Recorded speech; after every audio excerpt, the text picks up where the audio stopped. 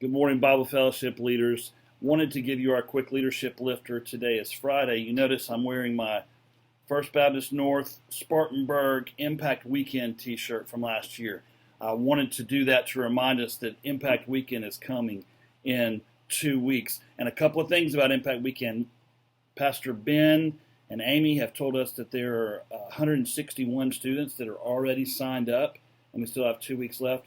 That's incredible. And our adult prayer team that has begun to sign up in Bible Fellowship has just blown it out of the water. It's been incredible.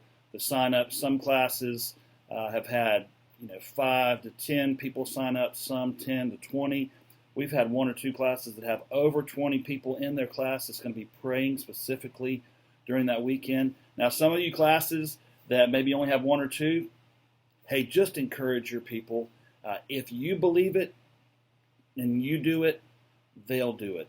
There is nothing more important than praying for God to move during this time. So make sure that you are promoting that, but thank you for what you're already doing. Let's celebrate that. Our Bible Fellowship leadership meeting is not this Sunday, but next Sunday at 5 p.m. So you guys get your leadership team here, and we'll have a great time of meeting and having our team meetings. This past Sunday, we had 714 in Bible Fellowship. That is one of the highest numbers we've had since we've begun to come back together. That's incredible. So what happens? I believe connecting with our church Bible Fellowship members, our worship prospects that we see in the service, our prospects from our Bible Fellowship classes that come, following up with them, even hitting those chronic absentees that haven't been here in more than 2 weeks. Tell them we miss them. Tell them we love them. Invite them to the next party. That is so important. As a teaching tip for this week, we're in 1 Thessalonians chapter 2, 1 through 12.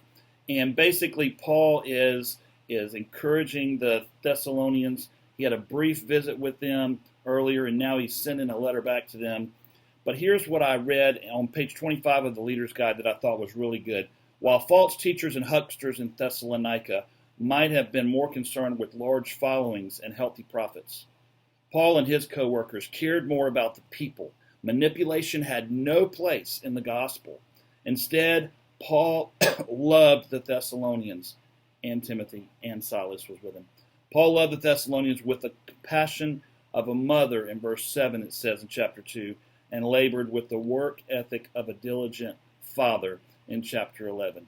That's what we have to do as leaders of our flock, is we have to care for them as parents care for their children. Don't forget, Lifeway Podcast, you can check that out. It's about a 15 or 20 minute podcast that kind of gives you some creative ideas on how to teach this lesson and maybe a little bit of background that might help you.